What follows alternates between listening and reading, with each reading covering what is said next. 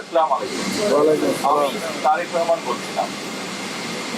আজকে আমাদের যে হজ ফ্লাইটটি যাচ্ছে, এই হজ ফ্লাইটটিতে প্রথম হজ ফ্লাইট যাচ্ছে এই হজে, এবং আপনারা সেই ফ্লাইটে যাচ্ছেন।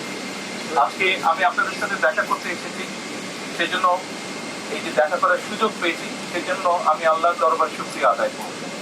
আপনারা প্রত্যেকেই আল্লাহর মেহমান।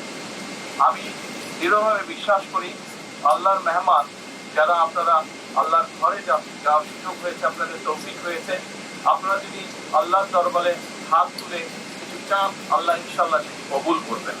আপনাদের কাছে আমার বিনীত অনুরোধ থাকবে, আপনারা এই বাংলাদেশের নাগরিক হিসাবে, বাংলাদেশের সন্তান হিসাবে হজে যাচ্ছেন, দয়া করে দেশ এবং দেশের মানুষের জন্য দয়া করবেন, দোয়া করবেন, যাতে করে আল্লাহ আমাদেরকে তৌফিক দেন, যাতে আল্লাহ আমাদের উপরে রহমত নাজিল করেন, যাতে আল্লাহ আমাদেরকে সাহায্য করেন।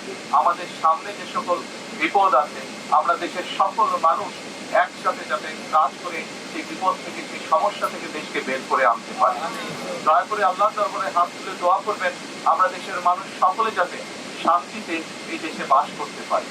দয়া করে আল্লাহর কাছে দোয়া করবেন যে আমরা দেশের মানুষের জন্য এই সরকার যে কাজগুলো করতে চেষ্টা করছে, দেশের মানুষের বেকার সমস্যার সমাধান করার জন্য, দেশের মানুষের খাদ্য নিরাপত্তার জন্য, দেশের মানুষের শিক্ষার জন্য, দেশের মানুষের স্বাস্থ্যের জন্য, কর্মসংস্থান সহ আরো যে কাজগুলো আমরা করতে চাইছি, সেই কাজগুলো যাতে আমরা সম্পন্ন করতে পারি, তার জন্য যাতে আল্লাহ আমাদেরকে তৌফিক দেন, তার সেই রহমত যাতে আল্লাহ আমাদেরকে দেন।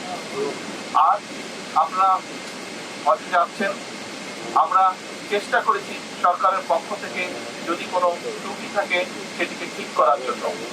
এই হজ ব্যবস্থা এই বছর যেটা হয়েছে, এটা অধিকাংশ কাজগুলোই আমরা সরকার গঠন করার আগেই সম্পূর্ণ মোটামুটিভাবে হয়ে গিয়েছিল।